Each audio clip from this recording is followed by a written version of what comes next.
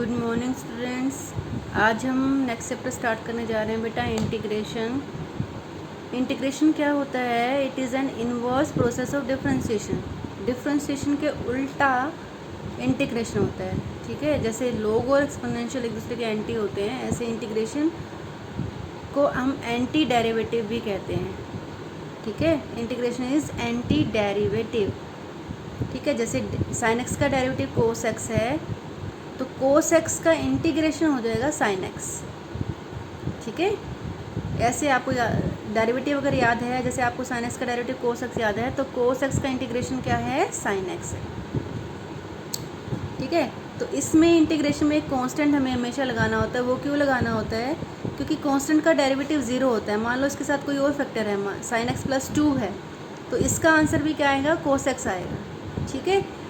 तो जब हमें इसका एंटी डेरिवेटिव लेना होता है, तो वी डोंट नो कि ये जो आंसर आया है कोस एक्स, इसके साथ कोई कांस्टेंट था या नहीं था, ठीक है ना। तो इसलिए इसको फैमिली ऑफ फंक्शंस बोलते हैं। तो यहाँ पर आपका एक सी कांस्टेंट हमेशा लेना होता है आपको, because of any constant present in the function, ठीक है।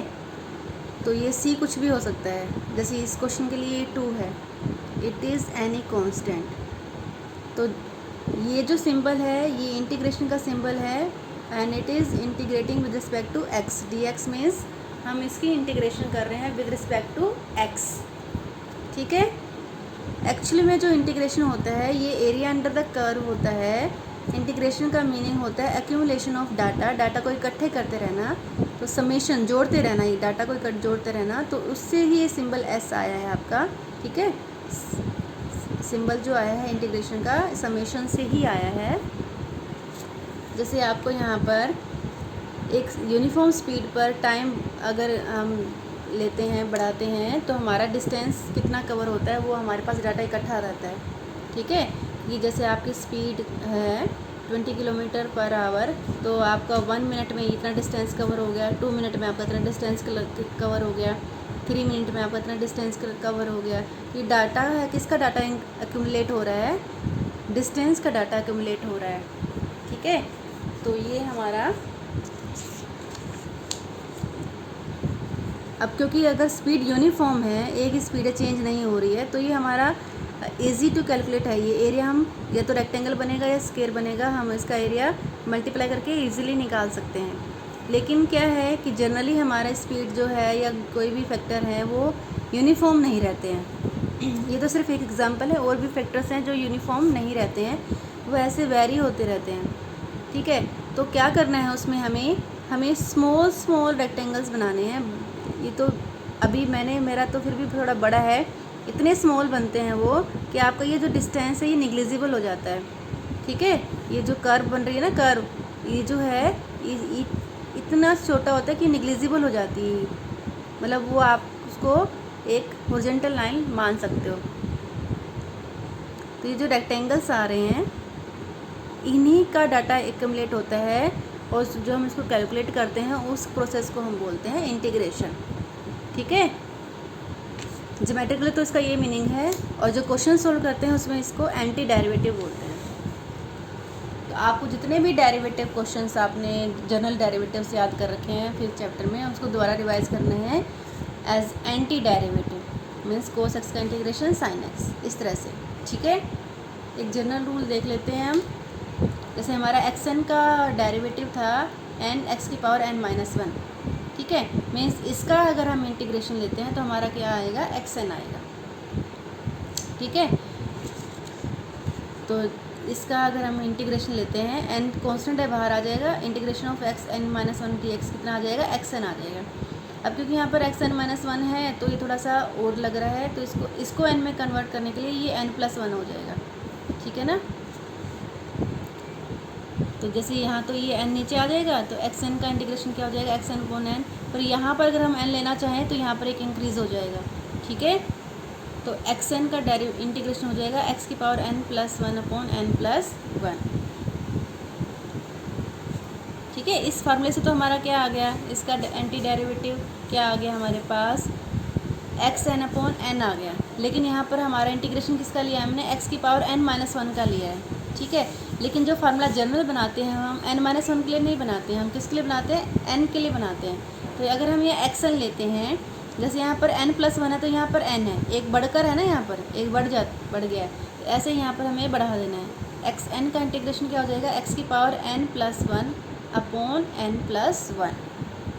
ठीक है, ये याद रखना है आपको। xn का डेरिवेटिव होता है, xn का इंटीग्रेशन होता है x की power n+1 upon n+1 plus c, ये कांस्टेंट तो हमें लेना ही होता है। ठीक है, ये हर क्वेश्चन में आपको इंटीग्रेशन में लेना होगा। तो जैसे हम एग्जांपल देखें, x की पावर 4 का अगर हमें इंटीग्रेशन निकालना है तो क्या हो जाएगा, x की पावर 4+1 कितना हो गया, 5 अपॉन 5 प्लस c। ठीक है, तो ये एक जनरल रूल मैंने करके दिखा दिया है आपको, बाकी सारे फार्मूले आपको याद करने हैं, आपके बुक में दिए हुए हैं, मैंने भी PDF में डाल दिए हैं। वो सारे फार्मूले जो डेरिवेटिव के थे अब उनको रिवर्स करके याद करना है एंटी डेरिवेटिव इंटीग्रेशन के लिए। ठीक है, ये याद हो गया आपको। xn का इंटीग्रेशन x की पावर n+1 अपॉन n+1। अब चलो एक्सरसाइज डिस्कस कर लेते हैं। एक्सरसाइज 7.1 में क्वेश्चन नंबर 1 है आपका, we have to calculate the integration of sin 2x। ठीक है, अब इंटीग्रेशन sin x का क्या हो जाएगा, sin x किसका डेरिवेटिव है, cos x का, है ना, किसका डेरिवेटिव है, cos x का है। तो sin x का इंटीग्रेशन कितना हो जाएगा, माइनस cos x, क्योंकि cos x का डेरिवेटिव होता है minus sin x। cos x का डेरिवेटिव क्या होता है, माइनस sin x। तो sin x का इंटीग्रेशन यहाँ dx भी लगाना है, dx कितना हो जाएगा, माइनस cos x।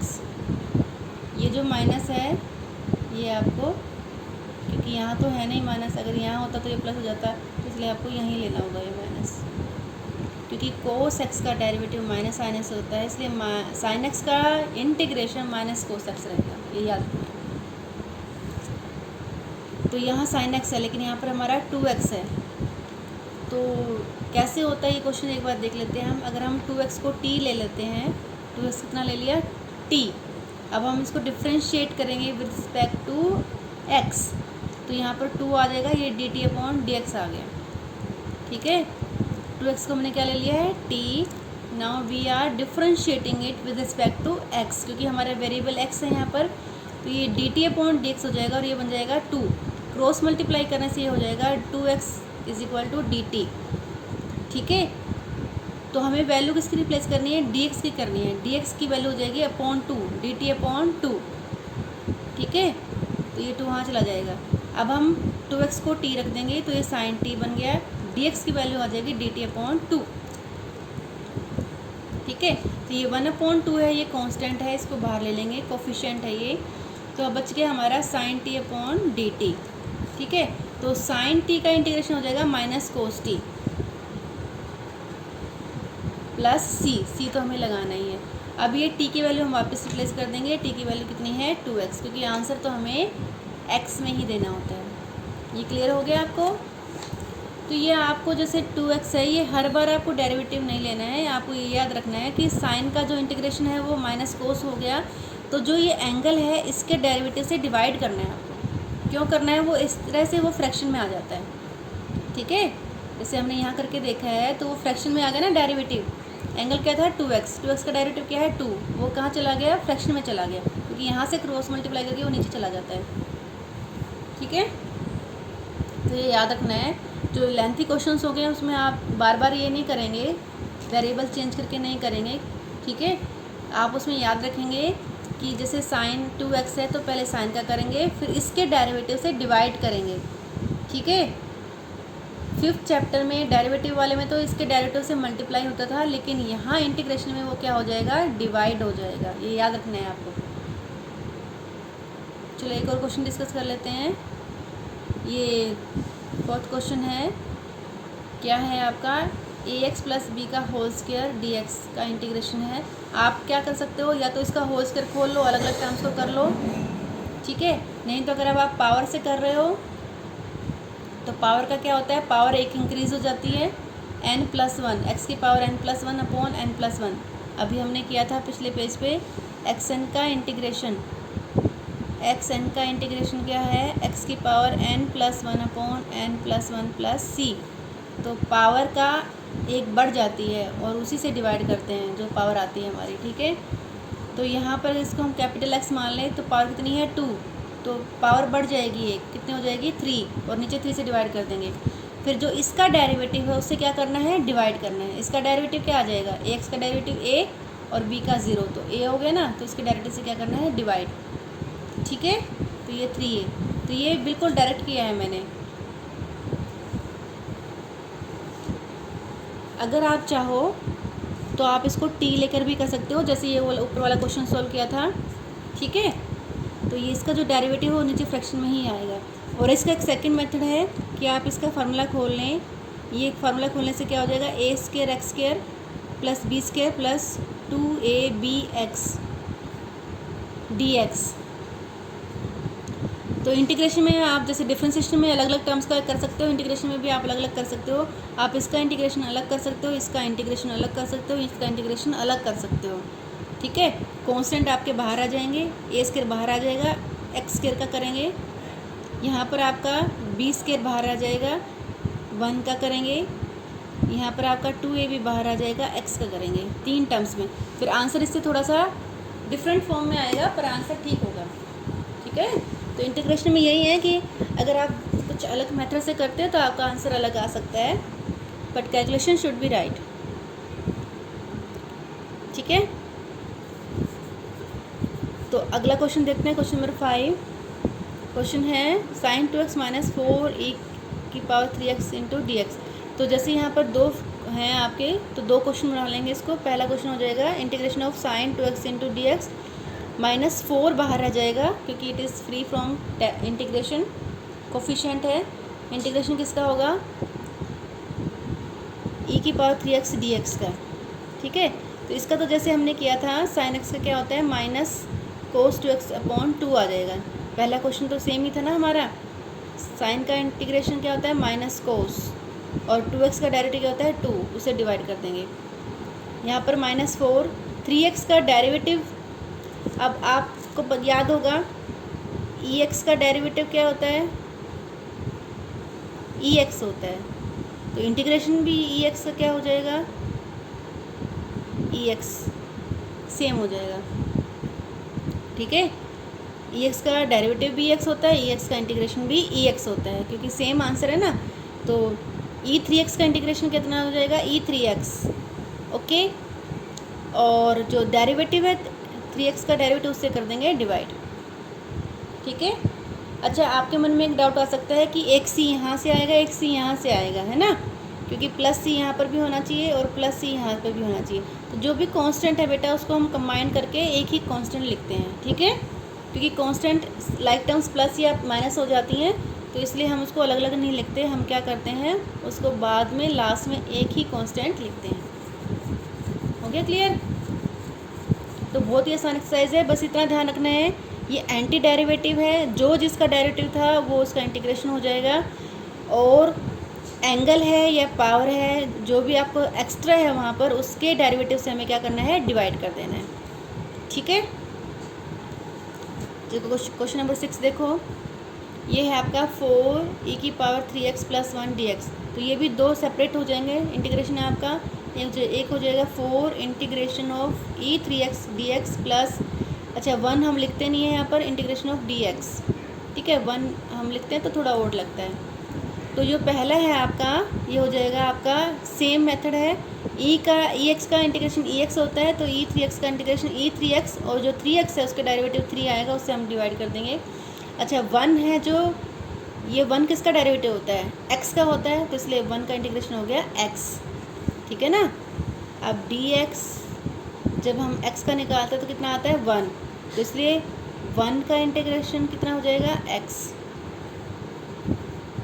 ठीक है। तो याद रखना है, अगर कुछ भी नहीं है तो वहाँ पर क्या है, x आ जाएगा, ठीक है। अगर आप मान लो 4 का करना है आपको, तो कितना आ जाएगा 4x, ठीक है। कांस्टेंट के साथ वेरिएबल आ जाएगा x, क्योंकि इसका डेरिवेटिव कांस्टेंट आता है, x का डेरिवेटिव कांस्टेंट आता है, इसलिए कांस्टेंट का इंटीग्रेशन में x आ जाएगा। ठीक है, क्लियर हो गया ये। और प्लस सी, एक ही सी लिखेंगे हम, इन दोनों की अलग अलग नहीं लिखेंगे। आगे देखो क्वेश्चन नंबर 10 है √x - 1/√x का होल स्क्वायर dx। ये तो ज़्यादातर एक्सरसाइज है आपकी एक्सन और ट्रिग्नोमेट्रिक पे डिपेंड है। ठीक है, sin x cos x या ex, या फिर आपके ये वाला फॉर्मूला लग रहा है एक्सन वाला, xn + 1/n+1। पूरी एक्सरसाइज बहुत आसान है बेटा। तो इसमें हम क्या करेंगे, पावर खोल लेंगे। √x का स्क्वायर हो जाएगा x, -1/√x का होल स्क्वायर हो जाएगा 1 + x, और 2ab जब करेंगे -2ab हो जाएगा -2, क्योंकि ये तो कट जाएगा, कितना बचेगा -2। अब ये 3 सेपरेट टर्म्स हैं हमारी। एक का है हमारी x का integration of x dx plus integration of 1/x dx -2 integration of dx। तो x का क्या हो जाएगा, पावर रूल से हो जाएगा, पावर 1 ऐड हो जाती है, x² + 2 हो जाएगा। ठीक है, और जब हम इसको सोल्व करेंगे तो आपको ध्यान रखना है x की पावर -1 में इसको कन्वर्ट नहीं करना है। ठीक है, क्यों नहीं करना है, क्योंकि log x का डेरिवेटिव 1/x होता है। याद आ गया आपको, log x का डेरिवेटिव क्या होता है, 1/x। तो 1/x का इंटीग्रेशन log x हो जाएगा। जहाँ पर भी 1/x मिले उसका इंटीग्रेशन हमको क्या लिखना है, log x। ठीक है, इसके अलावा कोई भी पावर फ्रैक्शन में है 1 के अलावा, जैसे मैंने यहाँ पर लेके दिखाया है, अगर x की power 2b 3b 4b 5b कुछ भी है तो हम उसको ऊपर ले जाके माइनस करके पावर रूल से सॉल्व कर सकते हैं। ठीक है, ये 1/x की पावर 4 है, ऊपर जाके क्या हो जाएगा, x की पावर -4, पावर 1 ऐड हो जाएगी इंटीग्रेशन के बाद, x की पावर -4 + 1/-4 + 1, तो क्या हो जाएगा x -3/-3, ये नीचे आके प्लस हो जाएगा, तो -1/3 x³ + c, ये इसका इंटीग्रेशन आ जाएगा। लेकिन 1/x की में नहीं करना है आपको ये। अगर पावर 1 है तो आपको याद रखना है कि हमें ऊपर ले जाके पावर रूल नहीं लगाना है, ये हमें नहीं करना है। हमें क्या करना है, log x का डेरिवेटिव 1/x होता है, इसलिए 1/x का डेरिवेटिव क्या होता है, log x। ठीक है, तो यहाँ पर x का इंटीग्रेशन आ गया x²/2। ठीक है, 1/x का इंटीग्रेशन आ गया log x, और यहाँ पर क्योंकि कांस्टेंट है तो इसका इंटीग्रेशन हो गया -2x + c। तो ये इसका आंसर है। ओके, अब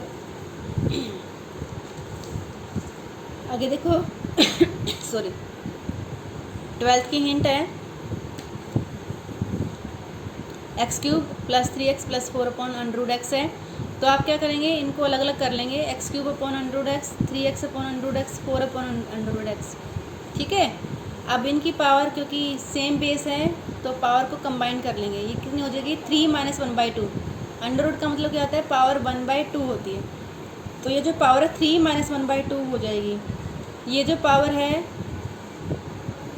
ये भी आपकी हो जाएगी, x को आप √x × √x लिख सकते हैं, तो √x मतलब पावर 1/2 बचेगी यहाँ पर, और ये आप ऊपर ले जाके -1/2 करोगे। ठीक है, अब आप इसको सोल्व कर सकते हो पावर रूल से। कौन सा फॉर्मूला लगाना है आपको, x की power n = xn + 1/n+1 + c। ठीक है, सभी में आपको पावर रूल से इसका इंटीग्रेशन कर लेना है। ठीक है, सभी में ये वाला रूल लगाना है। जैसे 1/2 है तो 1/2 + 1/1/2 + 1। आज जो आपको जोड़ना है वो एलसीएम लेके जोड़ना है। यहाँ पर क्या हो जाएगी, -1/2 + 1, नीचे हो जाएगी -1/2 + 1। ठीक है, पावर रूल से करना है, और क्योंकि यहाँ पर फ्रैक्शन आ रहा है तो आपको पावर जो जोड़नी है वो एलसीएम लेके जोड़नी है।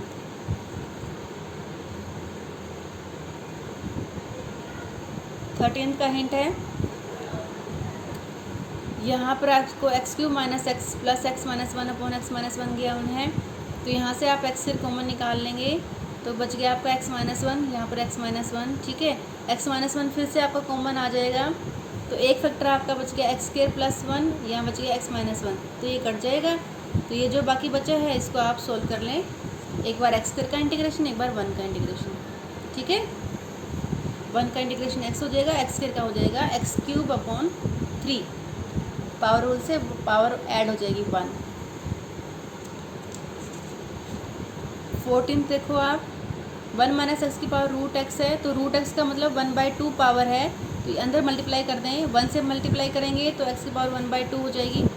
जब x से मल्टीप्लाई करेंगे तो x की पावर 1 है यहाँ पर, तो पावर ऐड हो जाएगी 1 + 1/2 कितनी हो जाएगी 3/2। ठीक है, तो आप इसको सोल्व कर लें। अब आप इसको अलग सोल्व कर लें, इसको अलग सोल्व कर लें। एक करके दिखा दूँ। जैसे आपको x की पावर 1/2 dx ये सोल्व करना है, तो क्या हो जाएगा आपका x की पावर 1/2 + 1/1/2 + 1 + c है, आपका आंसर आ गया। तो इसका एलसीएम लेंगे तो क्या हो जाएगा 1 + 2, 1 + 2 मीन्स 3/2, तो ये आपका आंसर आ जाएगा x की पावर 3/2 अपॉन 3/2 + c। तो ये 2/3 ऊपर चला जाएगा, तो ये आपका बन जाएगा 2/3 x की पावर 3/2। ठीक है, तो ये भी पावर रूल से करना है, ये भी पावर रूल से करना है। बस आपको याद रखना है ये क्योंकि फ्रैक्शन बनेगा तो इसको एलसीएम लेके प्लस करना है। ठीक है, और जो नीचे वाला है वो रेसिप्रोकल होके 2/3 आ गया। ओके, इस क्वेश्चन में भी आपको क्वेश्चन नंबर 12 में भी आपको ये ऐसे ही सोल्व करना है सेम। ठीक है, हाँ जी। क्वेश्चन नंबर 18 देखो अब आप, second into second x plus 10x dx, तो आप इसको मल्टीप्लाई करेंगे। Second x into second x कितना बन जाएगा second square x, second x into 10x कितना बन जाएगा सेकेंड एक्स इंटू 10x। अगर आपको डेरिवेटिव याद हो तो सेकेंड स्क्वायर एक्स किसका डेरिवेटिव होता है टेंजेंट एक्स का, तो इसका इंटीग्रेशन हो गया 10x। Second x into 10x किसका डेरिवेटिव होता है सेकेंड एक्स का, तो इसका इंटीग्रेशन हो गया सेकेंड एक्स। ठीक है, तो ये जिसका डेरिवेटिव है वो इसका इंटीग्रेशन है, ये जिसका डेरिवेटिव है वो इसका इंटीग्रेशन है। क्लियर। एक और देखते हैं हम, क्वेश्चन नंबर 19 है, second square x upon cosecant square x dx। तो यहाँ पर इनको साइन कोस में चेंज कर लेंगे, ये 1 अपॉन कोस बन जाएगा, ये साइन ऊपर चला जाएगा साइन स्क्वायर, तो ये क्या बन जाएगा आपका टेन स्क्वायर। इनको साइन कोस में चेंज कर लिया, ये आ गया sine square upon cos square बन गया आपका टेन स्क्वायर। टेन स्क्वायर को, क्योंकि टेन स्क्वायर तो किसी का डेरिवेटिव नहीं होता है लेकिन सेकेंड स्क्वायर होता है, तो इसको हम सेकेंड स्क्वायर में चेंज कर लेंगे। टेन स्क्वायर हो गया आपका सेकेंड स्क्वायर -1, क्योंकि एक आइडेंटिटी हमने 10th क्लास में पढ़ी थी, second square x minus ten square x = 1 होता है। तो यहाँ से टेन स्क्वायर की वैल्यू हो जाएगी second square -1। Second square 10x का डेरिवेटिव होता है, तो इसका इंटीग्रेशन 10x हो गया, -1 का इंटीग्रेशन आपका x हो गया। ठीक है, क्योंकि कांस्टेंट x का डेरिवेटिव कांस्टेंट होता है, कांस्टेंट का डेरिवेटिव हो गया x प्लस c। ओके, तो याद रखना है 1 या कोई भी कांस्टेंट है वो x में कन्वर्ट हो जाएगा इंटीग्रेशन करते समय। हाँ जी, अब अगला देखो, 2 - 3 sin x upon cos square x 20th question है, तो इनको भी हम अलग अलग कर लेंगे। 2 अपॉन कोस स्क्वायर हो गया, -3 sin अपॉन कोस स्क्वायर हो गया, तो ये कोस स्क्वायर जो ऊपर जाएगा तो सेकेंड स्क्वायर में कन्वर्ट हो जाएगा, क्योंकि 1 अपॉन कोस क्या होता है सेकेंड होता है। तो ये बन गया आपका 2 सेकेंड स्क्वायर एक्स। ठीक है, और यहाँ पर एक साइन के साथ कोस ले लेंगे, टेंजेंट बन गया, एक कोस अकेला बच गया, 1 अपॉन कोस हो जाएगा सेकेंड। ठीक है, तो सेकेंड स्क्वायर आपको पता है 10x होता है इसका इंटीग्रेशन, और सेकेंड इंटू 10x किसका होता है सेकेंड एक्स का होता है। ठीक है, तो बहुत ही आसान एक्सरसाइज है बेटा, आज इसको आप कंप्लीट कर लें। अगर फिर भी कोई प्रॉब्लम आती है तो मुझसे आप पूछ लें। ओके।